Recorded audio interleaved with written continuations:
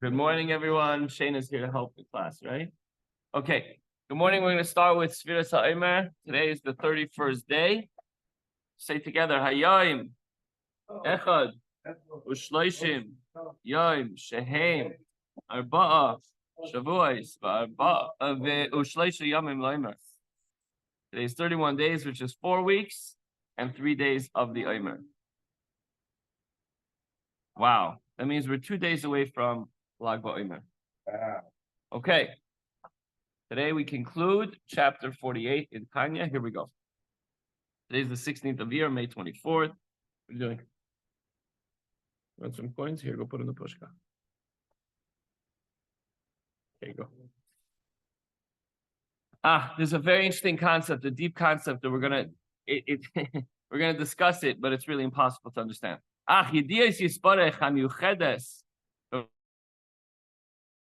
Hashem's knowledge is united with his essence and being.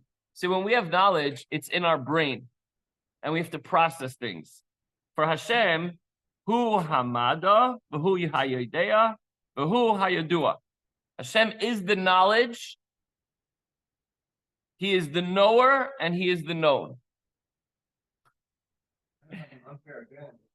a little bit. So we have to think, what am I trying to think of? A particular equation, a scientific discovery. Okay, that's the knowledge that I'm trying to obtain. And then the knowledge itself is thinking about it and processing it. And then the known, okay, I don't have to think about that constantly. I know that concept.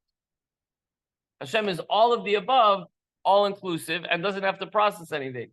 There's no brain with HaKadosh Baruch Hu that has to think about everything the way we do.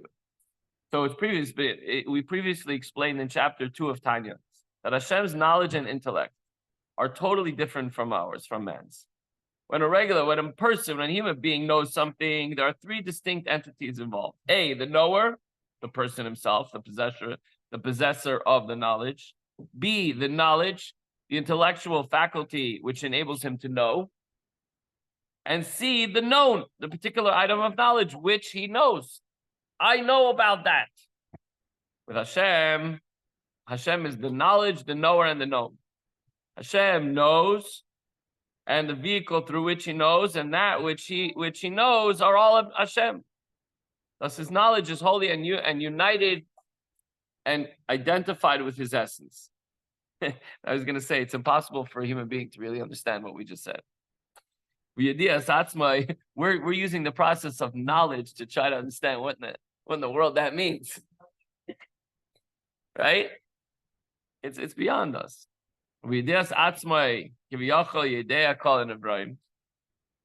And knowing himself, as it were. Hashem knows himself. It's such a weird concept. He knows if he knows himself, then he knows everything. Because Hashem is everything. But he doesn't even have to go through that process of trying to know himself to know everything. Hashem knows every, not just creation, even that which is not created. There's no knowledge that's external from Hashem like the knowledge of a human being.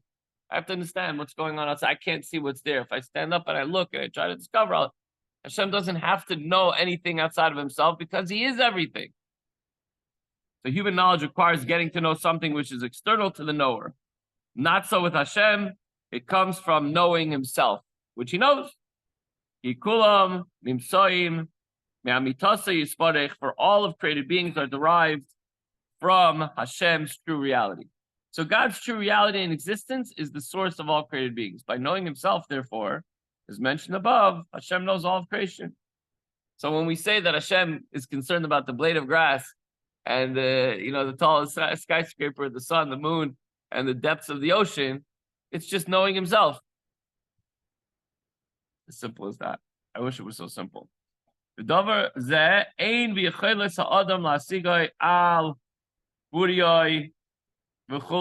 this thing which we just mentioned is not within the power of the human being to comprehend. We could discuss it, we could gloss over it, we could try to analyze it, but it's way beyond our scope. As the Rambam of blessed memory wrote, that God is the knowledge, the knower, and the known.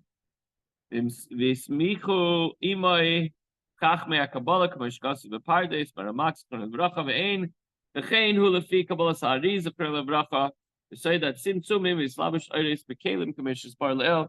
There's a little footnote here that says that based on the Rambam and the scholars of the Kabbalah that have agreed with the views as stated in the Pardes of Rav Moshe Karadovo, blessed memory, and is recorded in the Kabbalah of our master Rabbi Yitzchak Luri of blessed memory. It was the Arizal who first revealed this idea, this doctrine of tzimtzumim, contractions, which taught that God's exalted essence is even more removed from the spheres than was previously thought. And in the mystery, meaning the doctrine of contractions and the clothing of the lights in the vessels, has been explained previously that the unity of Hashem with divine spheres is so absolute that even according to Rabbi Yitzchak Luria, one may safely say of his own unity, of this unity, that Hashem is the knowledge, the knower, and the known. Okay, just a little note. So before the above note, the Alter Rebbe stated, he was just reiterating what we just said from the different sources. And the Alter Rebbe stated that God's knowledge is united with his essence of being, since God is infinite and his knowledge is infinite as well. Everything about Hashem is infinite, and being that we are finite, it's impossible for us to comprehend this concept.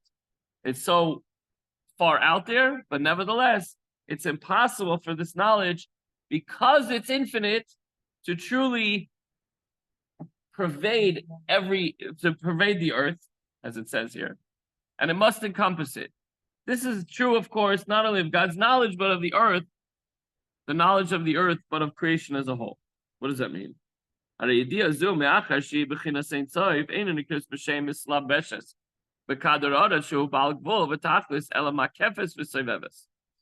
knowledge, that God is the knowledge and the known and the knower, which is infinite,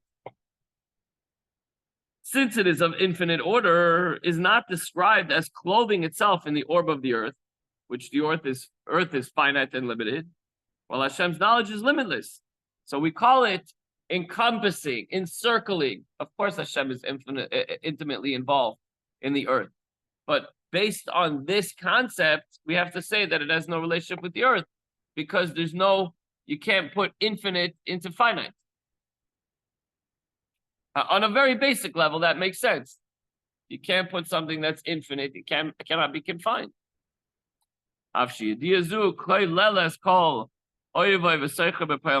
Even though we all know, or at least we understand in theory, that this knowledge embraces its entire thickness and interior in actual reality. So the Seviv Kalamin, the Eivishter, the Oirein Saif, even though we call it and we say that it surrounds the world because it's infinite, doesn't come into the finite, we all know that it permeates and it's a part of everything as well. Because as we just mentioned, all Hashem has to do is think of himself, and he's every single thing that we know in existence. So unlike the knowledge of a human being, which encompasses only the image of an object, look at the chair, you see the chair, but we don't know what's going on beneath the material on the outside of the chair. We don't see the screws, we don't see the wood that's holding it together, whatever it is. Or a rock, or any substance, anything, any item that we look at. What's inside that black pole? I mean, we're assuming it's empty. By the way, one day when it was... No, that's on the outside of the pole. One day when we were, I'm not sure, there was rain, there was leaks, this, that. There was a little hole on the bottom of one of the poles, and all this water was draining out. So it might be full of water. Who knows? Who cares? But anyway, the point is, you look at something, especially now with technology, and whenever I look at a plane or a car or a cell phone, you know how you know what it does to a certain extent, but you have no idea what's inside of it. It's unbelievable. Really unbelievable. So unlike the knowledge of a human being, which encompasses only the image of the object and not its reality. So we say we know what's inside the tefillin. We know how it's made, but right now I cannot see inside of it. God's knowledge embraces the object in actual reality, every aspect and every part of it. And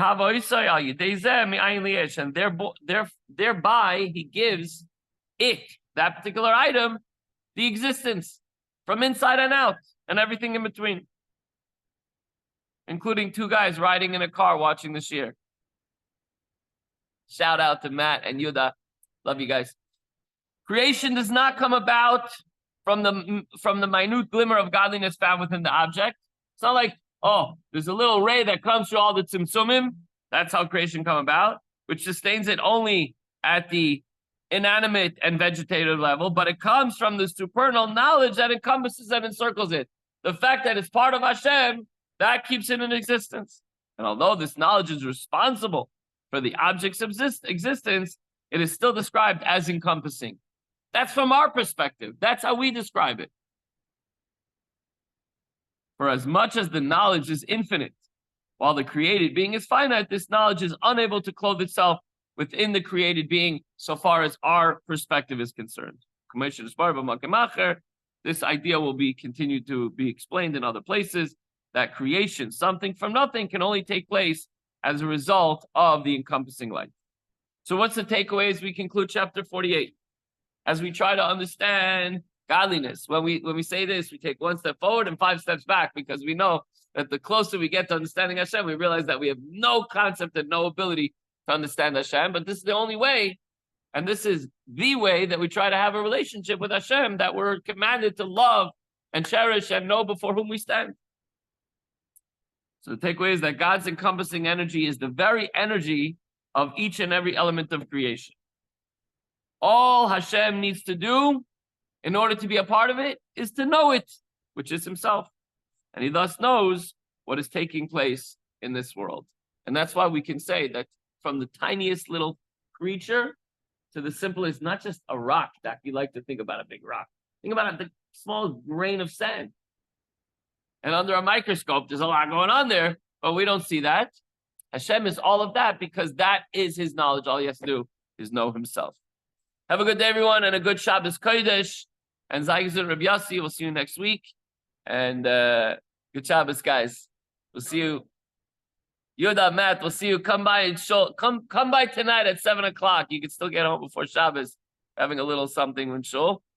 And just stop the recording.